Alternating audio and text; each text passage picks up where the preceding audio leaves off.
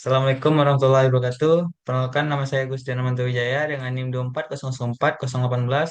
Saya dari Prodi Teknologi Pendidikan. Kali ini saya akan uh, presentasi tentang penerapan dan pengaruh teknologi pendidikan terhadap pendidikan saat ini dan masa depan. Untuk tugas akhir mata kuliah dasar-dasar teknologi pembelajaran dengan dosen pengampu Bu DRA Eldarni MPD. Baik, tidak berlama-lama. Selanjutnya kita masuk ke materi pertama.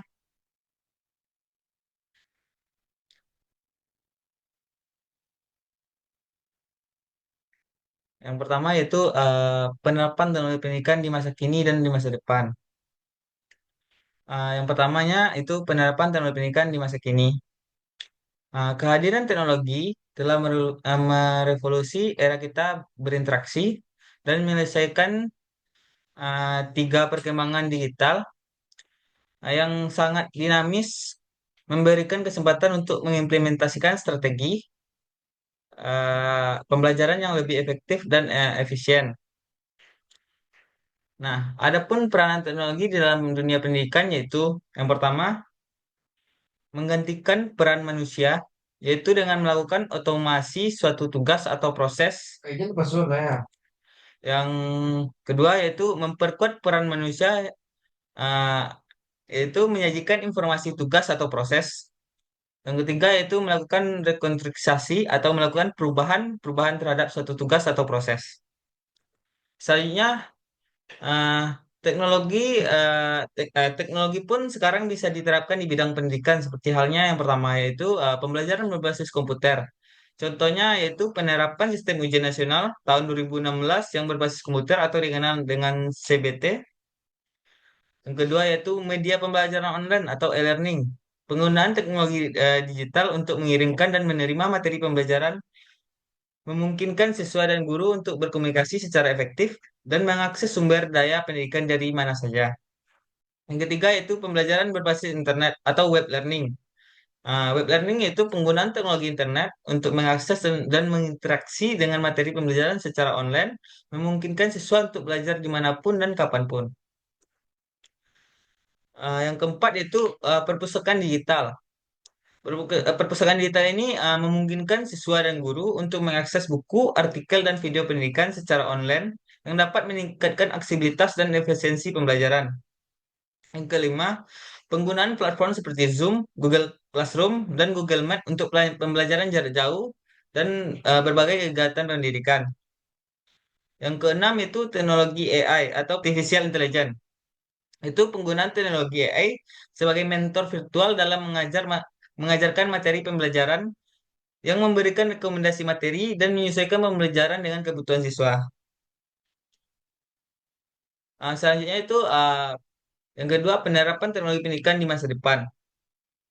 Penerapan teknologi pendidikan di masa depan uh, men- di masa akan mendatang, teknologi akan menjadi penggerak utama revolusi pembelajaran yang memungkinkan siswa mengakses pengetahuan dengan cara yang lebih dinamis dan menarik. Oleh karena itu, para pemangku kepentingan pendidikan harus proaktif uh, dalam mengidentifikasi dan mengimplementasi solusi teknologi terkini. Adapun beberapa contoh penerapan teknologi dalam pendidikan di masa depan. Yang pertama yaitu pembelajaran berbasis kecerdasan buatan atau artificial intelligence. Teknologi dapat digunakan untuk membuat program pembelajaran yang dapat menyesuaikan diri dengan kebutuhan dan kemampuan siswa secara individual. Yang kedua yaitu pembelajaran berbasis virtual atau virtual dan augmented reality, yaitu teknologi VR dan AR, dapat digunakan untuk menciptakan lingkungan pembelajaran yang interaktif dan menarik, sehingga siswa dapat belajar dengan cara yang lebih menyenangkan dan efektif. Yang ketiga yaitu pembelajaran berbasis game. Teknologi game dapat digunakan untuk membuat program pembelajaran lebih menarik dan interaktif, sehingga siswa dapat belajar dengan cara yang lebih menyenangkan dan efektif. Selanjutnya, yang keempat yaitu pembelajaran berbasis cloud. Teknologi cloud dapat digunakan untuk menyimpan dan mengakses sumber daya pendidikan secara online, sehingga siswa dan guru dapat mengakses materi pembelajaran dari mana saja dan kapan saja. Seperti ya YouTube itu kan banyak menyimpan video-video lama. Nah, eh, itu tuh juga berbasis cloud. Ah, yang kelima itu pembelajaran berbasis Internet of Things atau LOT. Teknologi LOT dapat digunakan untuk menciptakan lingkungan pembelajaran yang terhubung dan terintegrasi sehingga siswa dapat belajar dengan cara yang lebih efektif dan efisien.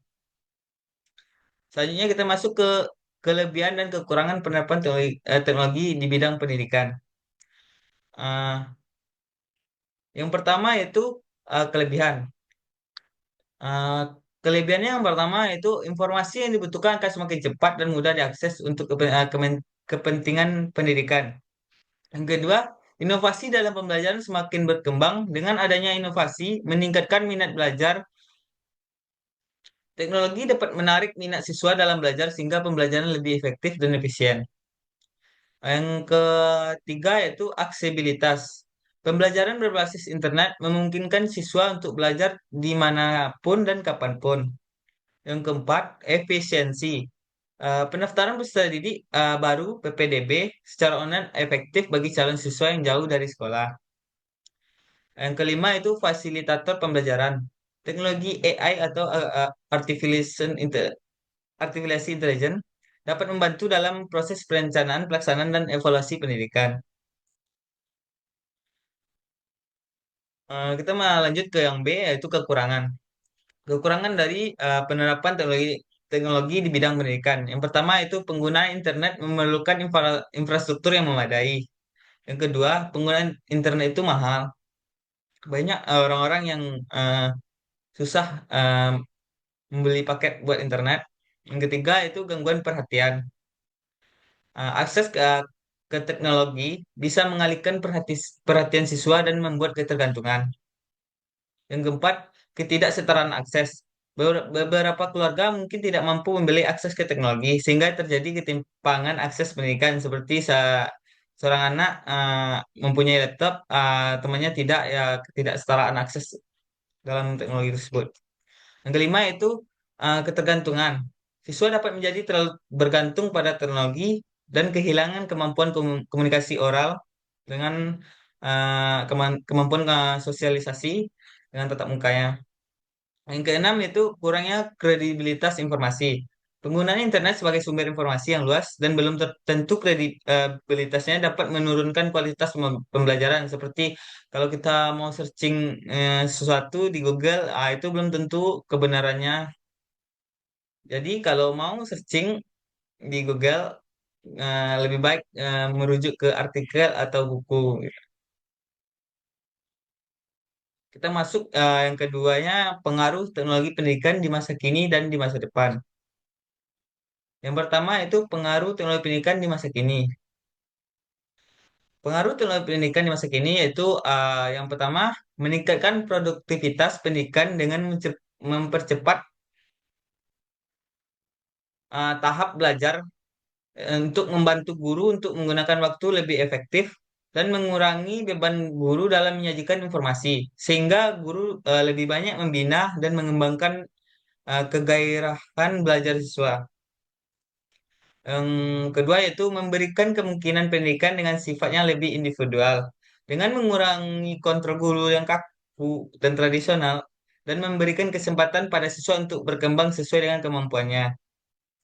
Yang ketiga yaitu memberikan dasar yang lebih ilmiah terhadap pengajaran dengan merencanakan program pengajar yang lebih sistematis dan mengembangkan bahan pelajaran yang dilandasi penelitian tentang perilaku. Yang keempat itu lebih memantapkan pengajar dengan meningkatkan wawasan manusia atau siswa dengan berbagai media dan penyajian informasi atau lebih konkret. Yang kelima yaitu memungkinkan belajar dengan seketika karena dapat mengurangi jurang pemisah antara pelajar dan luar sekolah dan memberikan pengetahuan langsung.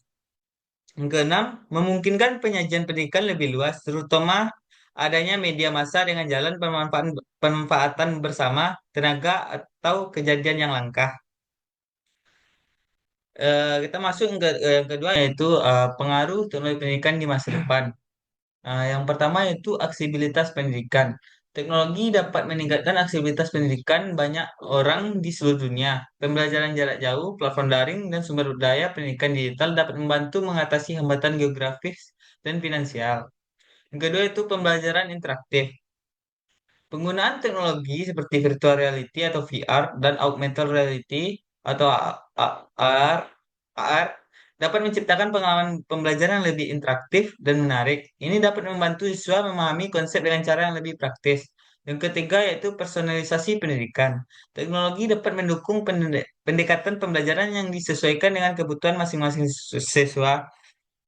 Algoritmanya pembelajaran mesin dapat menganalisa data mengenai performa siswa dan menyusun rencana pembelajaran yang sesuai dengan kebutuhan siswa. Yang keempat itu kolaborasi global. Ah, atau internet memungkinkan kolaborasi antara siswa di berbagai belahan dunia ini dapat memperluas pandangan siswa, meningkatkan pemahaman lintas budaya dan mempersiapkan mereka untuk bekerja dalam lingkungan global. Yang kelima yaitu penggunaan kecerdasan buatan atau AI. Kecerdasan buatan dapat digunakan untuk mengembangkan solusi pembelajarannya yang lebih cerdas seperti chatbot untuk bimbingan belajar, penilaian otomatis, dan sistem pembelajaran adaptif. Kemajuan inovasi dalam pemantauan teknologi dapat meningkatkan profesi evaluasi dan pemantauan kinerja siswa. Sistem otomatisasi dapat memberikan umpan balik instan, memungkinkan guru untuk memberikan dukungan tambahan di area-area tertentu yang dibutuhkan. Yang terakhir itu tantangan ya, yang G itu tentang yang G yaitu tantangan etika dan privasi. Peningkatan gangguan teknologi dalam pendidikan juga menimbulkan tantangan terkait etika dan privasi. Penting untuk mengembangkan kebijakan yang menjaga privasi siswa dan memastikan penggunaan teknologi yang etis. Yang H itu transformasi model pembelajaran. Teknologi dapat mengubah model pembelajaran konvensional menjadi model yang lebih dinamis dan fleksibel, mendukung pendekatan pembelajaran sepanjang hayat. Baik, cukup sekian kesimpulan dari materi kita kali ini yaitu teknologi pendidikan telah mengalami transformasi signifikan yang secara fundamental mengubah paradigma pembelajaran tradisional yang awalnya hanya guru uh, di, di depan kelas yang mengajar monoton gitu sampai saat ini telah berubah dengan berbagai platform digital seperti e-learning, perpustakaan digital, dan sistem AI telah menjadi instrumen strategis dalam meningkatkan kualitas pendidikan.